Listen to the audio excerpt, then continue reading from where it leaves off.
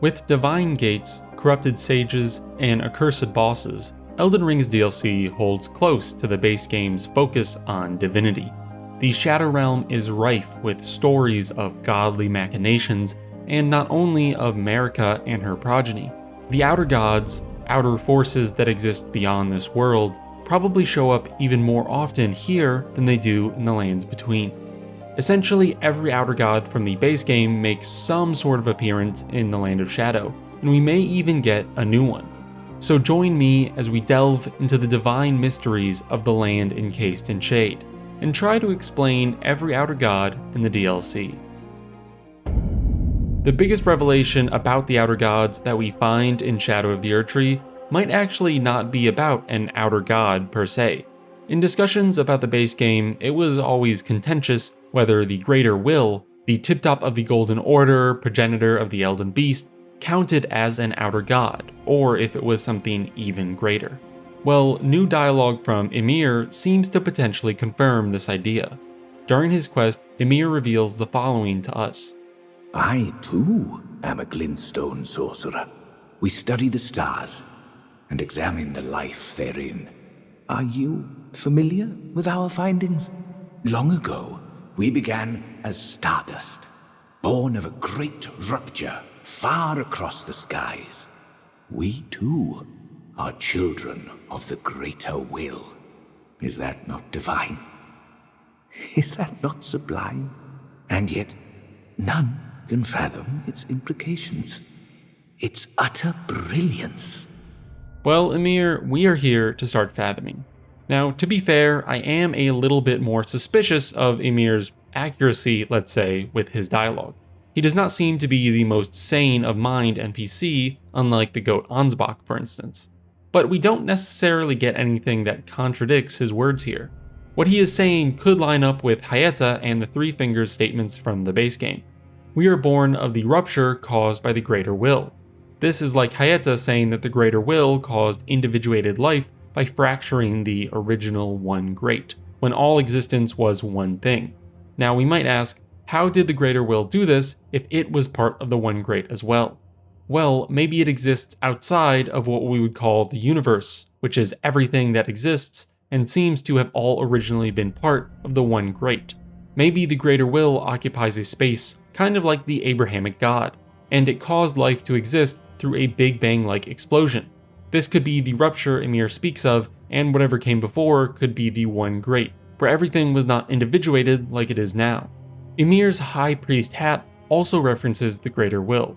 It reads, "The circular design at the top represents the Greater Will and its lightless abyss, imparting increased intelligence and arcane to the wearer."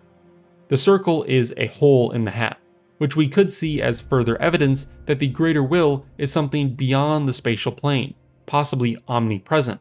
If it exists outside of the universe, then something like a hole or lack of space could signify that.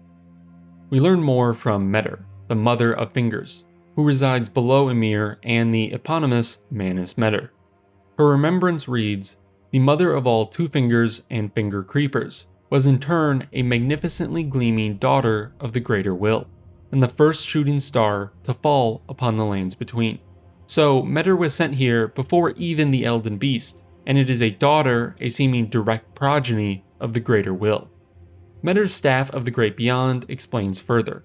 Staff fashioned from the tail fingers of Meder, the Mother of Fingers, and the microcosm raised aloft over the crux they form. Catalyst for casting both sorceries and incantations. The Mother received signs from the Greater Will from beyond the microcosm. Despite being broken and abandoned, she kept waiting for another message to come. Ymir says that Meder is broken, siring broken Two Fingers that led Marika and anyone else who followed them astray. This likely correlates with how Meder stopped receiving messages from the Greater Will, and how the staff says she was broken and abandoned.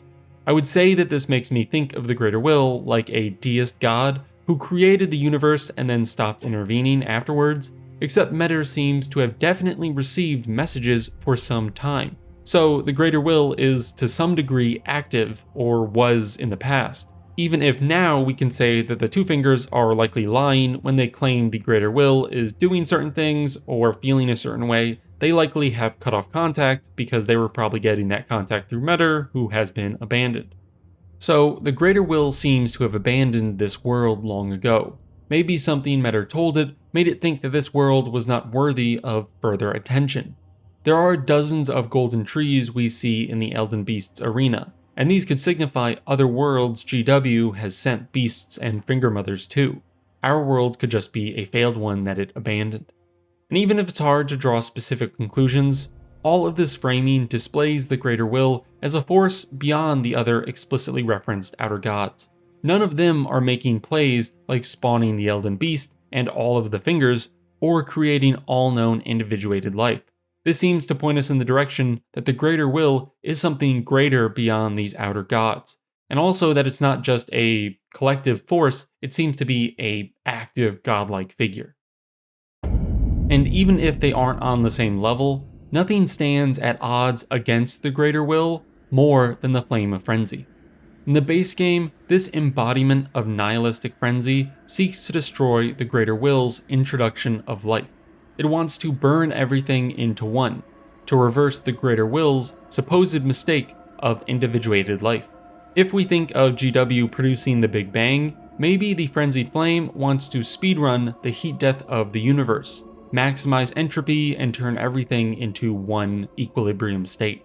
In the DLC, we get to see one of its past attempts to do just that via creating a Lord of Frenzied Flame.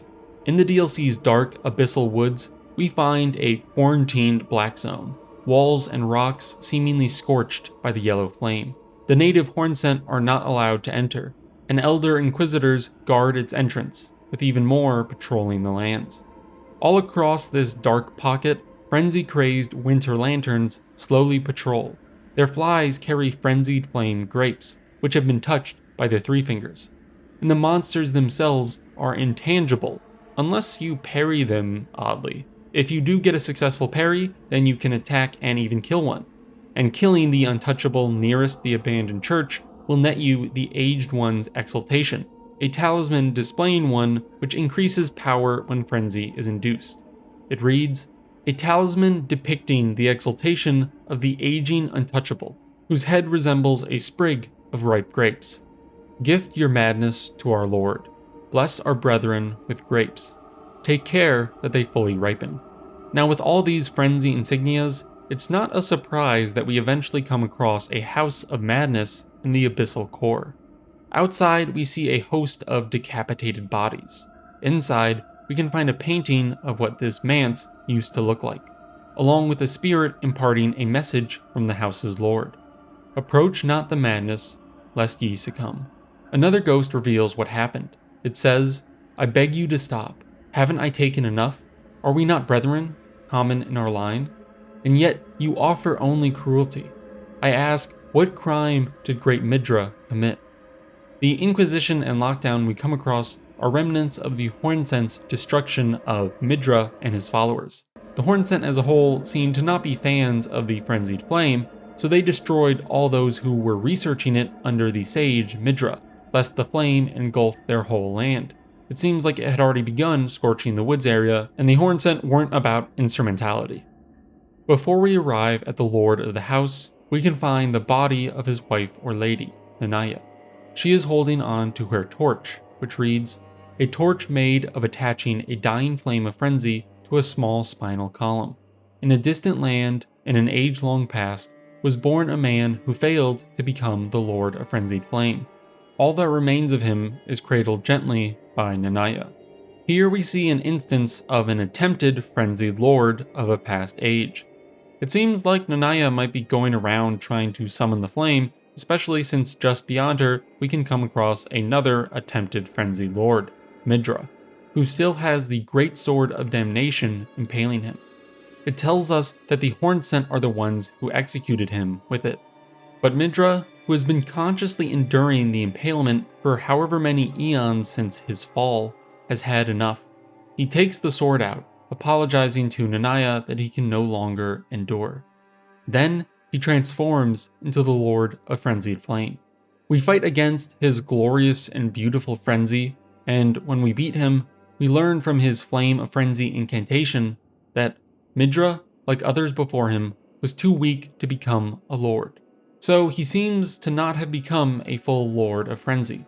Or this could just refer to how he did not replace the current age as its lord like we do in any of our endings or our Frenzied Flame endings.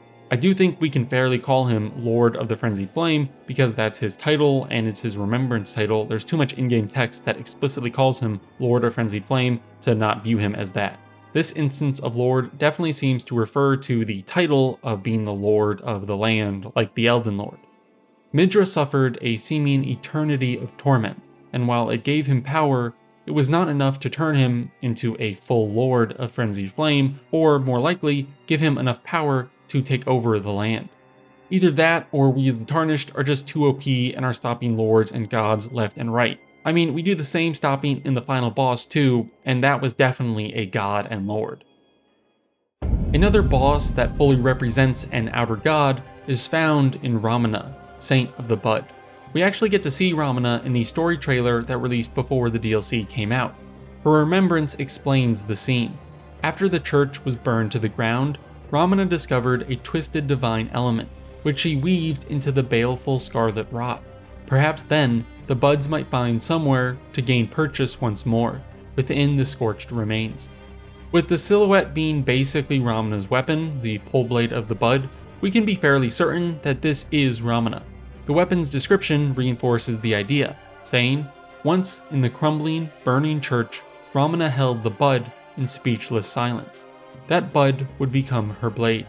So Ramana, a saint of Scarlet Rot, was originally an attendant of the church that was here in Ra. The trailer shows Mesmer's forces burning the church down, and while it burned, Ramana was there. In it, she found a twisted divine element.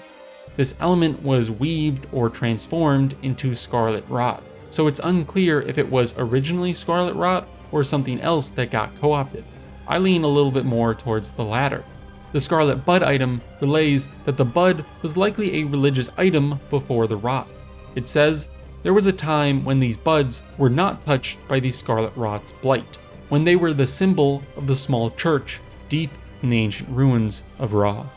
That makes me think Ramana's experience in the burning church allowed the rot to infect or come into these buds, which held religious significance to the original church. They're an old religious item of a previous belief system that was kind of co-opted by the Scarlet Rot. When Ramana took in the power of the rot, she also became a figure of note for other rot creatures. The rotten butterflies tell us that the scarlet butterflies are as the goddess of rot's wings. Bereft of a master, they were soothed by Ramana, who reached out to them. And there's also the pest thread spears, an incantation of the kindred of rot, which reads, the pests are abandoned servants, and it is for this reason that they found a mother in the Saint of the Bud. Whereas Melania couldn't or wouldn't be a master or mother to the rot creatures, Ramana seems to have accepted them, serving a motherly role. Between Marika, Emir, to now Ramana, the dude on Twitter who said FromSoft games don't deal with motherhood is looking ever the more brain dead. We also find a rot connection in Sir Moore and the Forager Brood. The brood is largely made up of kindred of rot, and lots of their crafting items, like the pickled livers, tell us that the effects of the Forager Brood's pickled delights are enhanced by the fermentation, or rotting, of the ingredients. Though this results in a pungent odor, some come to find the aroma irresistible. So, evidence of a rot connection, and showing that some like or appreciate the effects of rot. Sir Moore's verdigris armor also tells us that verdigris is said to be the gift of an outer god, possessed of an enormous hefty yet supple strength thanks to its rusted nature.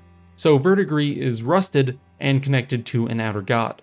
Between the rust and the verdigris discus, we get more hints at which one. It reads, a discus made of verdigris, the corroded metal known for its heft. Corrosion is most similar to rot out of the outer gods that we know. And we can pair this with the fact that Moore throws hefty rot pots, which tell us that rot is one of the divine elements of the outer gods, and eats away at life like a vicious plague. With all these instances of rot, we seem to have more connections to suffering connecting to an outer god, whether it's Ramana having her church burned down with her inside it, or seemingly simple Sir Moore pairing up with the downtrodden and abandoned kindred of rot. We also have an instance of an outer god co-opting a religious symbol of another group, and we'll see this continue more as we go on. The theme of outer gods finding those that suffer continues with how the Formless Mother shows up in the DLC. Remember that this is the outer god who connected with Mohg, so it's not too surprising to find her here as we enter the lands in Mohg's arena. In the Shadowland, we can come across Prospect Town, populated by a village of enemies called Blood Fiends. Here we find the outer god heirloom, which reads, "A talisman engraved with the lore of an outer god, raises arcane. The clan, who lost everything in the Great Fires, peered upon the corpse of their ancestor, normally an act of sanctity, and saw in its shadow a twisted deity. The clan had suffered such torment that the horrible thing was taken as an object of worship." Finding this image among the Blood Fiends makes me confident in thinking that the clan referenced is the Blood Fiend clan. If it is, we learn that they lost everything in Messmer's fiery crusade, kind of like Ramana. And again like Ramana, they viewed something originally sacred to them and found a twisted, corrupted instance of an outer god in it. With the peering upon a corpse of their ancestor and the image in the talisman, it's hard for me to not connect this to the revered spirit ashes. The image in the talisman looks exactly like the statues we find these ashes in, and the item description reads, "Spirit ash of those who came before, infused with potent spirituality, acquired from the corpses of Hornsent and other objects that ritually decorate townships and villages across the realm of shadow. The withered corpses were called tutelary deities, and revered spirit ash was said to quietly accumulate in the palms of their hands." So this lines up a bit with the ancestor note in the talisman. Peering at their ancestor, the Blood Fiends seem to have found a connection to the Formless Mother, also known as the Mother of Truth. And now they are very clearly completely directed at blood, kind of like Mohg was. The chief Blood Fiend boss even uses a blood flame attack like Mohg. And in the Blood Fiend's sacred spear, we read, "Sacred spears of blood are the instruments of communion with an outer god. The Mother of Truth desires a wound." So it is clear they are communing with the same god. We read further in the Blood Fiend Hexer's ashes that, long ago, a subjugated tribe discovered a twisted deity amongst the ravages of war, and they were transformed into Blood Fiends. The Mother of Truth was their savior. So the Mother of Truth was a savior to the Blood Fiends when they lost everything and were subjugated. We see that she may even actively interact with them. The sacred bloody flesh item says that it is a delicacy of the Blood Fiends. The blood is said to have fallen from the Formless Mother's wound. Never will it dry, never will it rot. So the Formless Mother is, in a twisted way, taking care of the Blood Fiends, and we can see that in return they are giving her an immense amount of wounds and blood. But it seems they have been completely changed by this saving. We are told they were transformed into Blood Fiends, and they seem kind of grotesque, and they are completely oriented around blood. If in the past they were more like the Hornsent, or if they resembled the revered Spirit Ash statue, if that was their ancestor, then it seems that they have been completely changed into scions of the Blood Mother. As a twisted deity, it might have saved them from subjugation, but it seems to have brought them into lifelong, even generational servitude. Their clan has been completely turned and corrupted into servants of the Blood Mother. Once again, we see an outer god taking advantage of a people's suffering and previous religious practices to take power for itself and insert itself into their culture and way of life. There are a few outer gods or godly beings that we only get a tidbit of information on. Out of these, one of the more substantive or pivotal to the world of the DLC is the Fel God, the god we saw appear or interact in our fight with the fire giant in the base game. On Messmer's furnace golems, the terrors of the Hornsent, we can see a visage of what could be a sun, kind of like the Dung Eater's sun visage. And there's also the item, the furnace visage, which explains. A smaller imitation of the furnace golem's visage, a stone mask surrounded by curled horns, depicting the fell god of fire that haunts the sagas of the Hornsent. Visually and with the fire themes, this makes sense to read as the same fell god of the base game. Here we learn that this god haunts the Hornsent. Despite them finding horns to be holy things, the instance of horns here generates fear in them. Now, it could be that Mesmer's forces are mocking the horn scent by attaching their sacred horns to the depiction of their demon and this war machine, but it could also be that the fell god and its sun rays just correlate with horns too. Just because horns are holy doesn't mean that other horn groups all got along with the horn scent that we meet. Maybe the ruins of Ra were once home to giants who worshiped the fell god, and these giants could have been enemies who fought wars with the horn scent. Or the horn scent could have found remnants of their religious practices, but they went against horn scent belief, and so the giant's god became the horn scent's devil. Because we don't get a lot of textual evidence, I think that speculating more here will require a deeper lore dive, looking at environmental details and trying to build up more supported conclusions, so I'll leave that for another video. Right now, I'll move on to the other certain outer god of the DLC, which is the god of the Deathbirds or Twinbird. In the base game, we learn that the Twinbird is said to be the envoy of an outer god, and mother of the Deathbirds. Unfortunately, we don't get specific mention of this god ever again, including here in the DLC, but we do get a new Deathbird, a bunch of ghost lame dragons, and some Gravebirds. The Gravebird Ashes item tells us the following: the spirit of an old golem and spirit grave keeper, who flies with stone wings and spouts ghost flame. According to legend, the Gravebirds were crafted to be kindred to the Deathbirds. The Deathbirds are, unsurprisingly, big on death, and ghost flame was used to burn death before the age of the Erdtree. With the Shadow Realm being the land where all manner of death washes up, this seems like the perfect place for the outer god of death. But we don't get any tangible information. Down where we find lots of Gravebirds and the Deathbird, we could get super conspiratorial and think the red and blue land mirror the Twinbird as depicted by the Twinbird kite shield. But what can we actually conclude from that? Not much.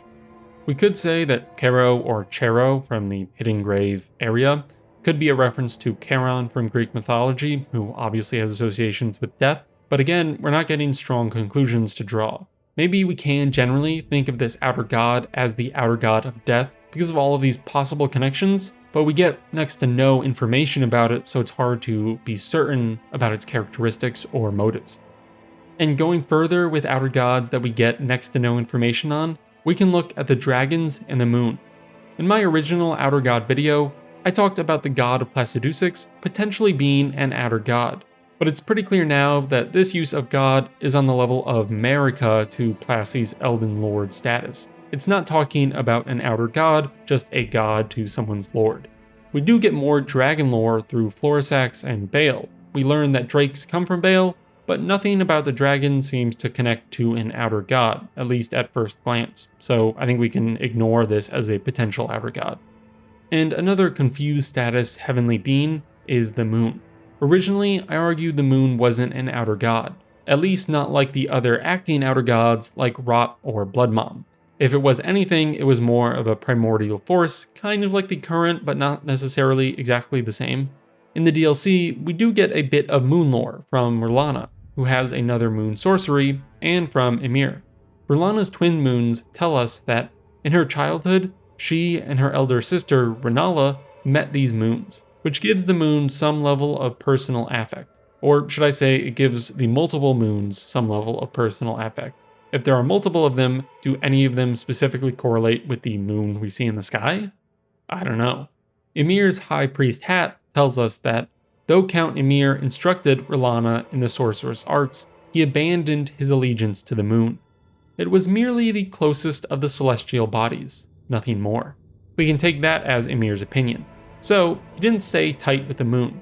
But as I mentioned earlier in the video, Ymir is kind of cuckoo. This information definitely posits that the moon is something not that important, which could support it not being an outer god, but if we're comparing to the greater will, which seems to be a step above any outer god, then the moon could still be one, but just less important than the greater will. In Ranni's End, we see her usher in a voyage under the moon, but she also calls it an age of stars. So, could we say that this is an ending of a lunar outer god? I don't really think so.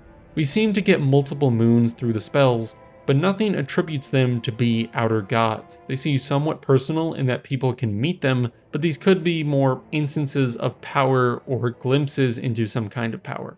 And here with Ymir, I think the moon is still not really an outer god. My previous idea of it being a force-type entity still seems plausible to me, but I'll do a separate exploration of it in the context of the DLC. Either way, in a discussion of outer gods, I don't think the moon super fits. But because it's more mysterious or murky, let me know if you think that's a justified conclusion or if you actually think the moon is an outer god. Lastly, we come to what I believe is the only candidate for a new outer god in the DLC. When we fight Mesmer, his second phase consists of him destroying a fake eye that we learn was a seal from Marika. This unleashes the base serpent from within Mesmer's orbital cavity. His remembrance tells us this origin story. A malevolent snake writhed within Mesmer, so his very mother plucked out his eye and put in its place a seal of grace. Yet, having done so, her fear compelled her to secret away her child within the realm of shadow. This is how Mesmer came to be in the Shadowland. Though we know he was like a big brother to Radahn, so either the serpent didn't show itself till later in his life and he grew up in the lands between, or Marika only hid him away in the Shadowland after he had grown for a while. But the snake was with him during that growing period and it wasn't a problem for Marika then, maybe it grew in power at some point. From Mesmer's kindling, we learn that fire burned inside Mesmer, and that it was a dark thing, eaten away at by a wicked serpent. So the base serpent ate at Mesmer's fire, which seems to be another thing he was possibly born with. In the fight, the serpent seems to utilize fire attacks, but this may be distinct from Mesmer's kindling in particular. It could be a special flame. We also learn about the serpent from the winged serpent helm, which tells us that the winged serpent is the token creature of Mesmer's military forces. It is a wise friend which keeps the base serpent at bay and holds its power in check. So Mesmer's winged serpents are distinct from the base serpent, and they even fight against it. Through all this, we are given a rough picture of the base serpent, but we don't get details about what caused it or what it relates to. It visually presents kind of as darkness, morphing in and out of existence, but it may have a more physical form actually within Mesmer or his eye. From this, it's hard to conclude whether the serpent is the manifestation of some new outer god, or perhaps a curse on Mesmer, kind of like Miquella's curse of eternal youth, which seems to be separate from any known outer god. From what little information we get on it, do you think Mesmer's base serpent is indicative of an outer god? I'm inclined to think it may be, but the evidence isn't explicit. If it is some notable outside force, I think it should count as an outer god, but if it's some more naturalistic aspect of the world or simple condition of Mesmer being born to one parent, then it probably shouldn't count as an outer god, as we don't view there being an outer god of eternal youth in Miquella's case. Either way, I'm interested to hear your thoughts. A deeper exploration of the base serpent would be a great topic to cover in a Mesmer-focused video, which will likely come near in the future. For now, I'd like to thank my patrons for their support, and to thank you for watching this video. I'll see you in the next one. Peace.